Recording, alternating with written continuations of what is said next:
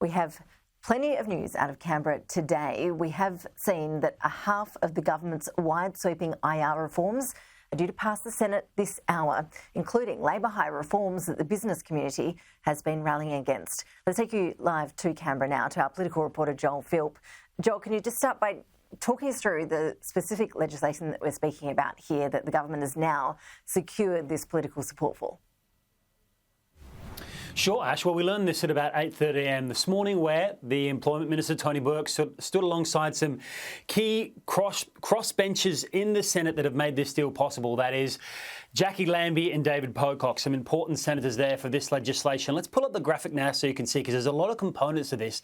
To begin with, what's being called Part 1 of the Closing the Loopholes legislation, which is about labour hire. It means if on a work site there are two employees doing the same role, they'll be paid the same wage, even if they are from a labour hire company or not. So it's closing some loopholes that big businesses apparently been using there to exploit the situations. It also makes wage theft illegal, along with a new offence of industrial manslaughter. So that's some developments there in the criminal space. It also offers first responders the possibility to claim suffering of PTSD without needing to prove it, an acknowledgement that is really part of the difficult job that they play in their workplaces.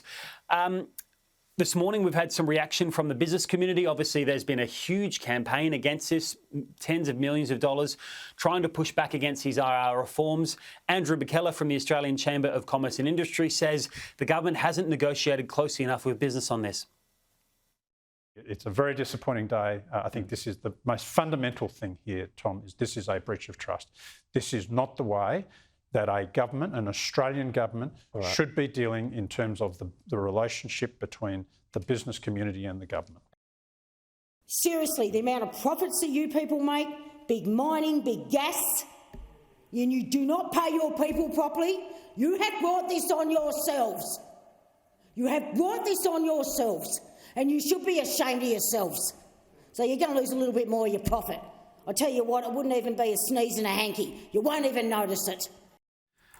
So, Ash, this was originally a huge omnibus bill which has now been split into pieces because the government doesn't have the support of those crossbenchers for other aspects of it. Let's bring up this graphic now. You can see what has been pushed back. Part of it relates to workers within the gig economy that would be treated more like employees. That will be debated next year in Parliament, it's believed, obviously. The other thing is this casualisation conversion, which is about if you are an employee and you've worked regular hours at a company for 6 months, you're entitled, if you want, to attempt to claim permanent status. That would be legislation that is required, an act that would be required by a company under this legislation. We've had some pushback from small businesses against it, but parties like the Greens, who are on board with this, separate from those independent senators, say that they'll be lobbying hard to get these reforms through in the new year.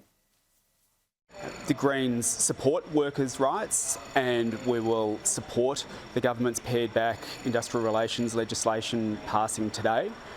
We'd have liked to have seen more protections for casual and gig workers before Christmas.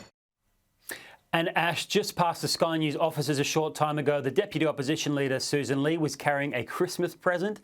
This is a bit of a stunt. She had a life-size cutout of the Prime Minister, Anthony Albanese, saying that he had been missing in action. These were her words. What we're not hearing from Anthony Albanese is answers to the questions that the Australian people want every single day. Now, a set piece at NatCab here, an international visitor there, another set piece, that doesn't cut it. This bloke needs to front the Canberra Press Gallery and needs to answer your questions. So I have bought you all an early Christmas present. Let's hope that you get better responses in 2024, and let's hope for a change of government in 2025.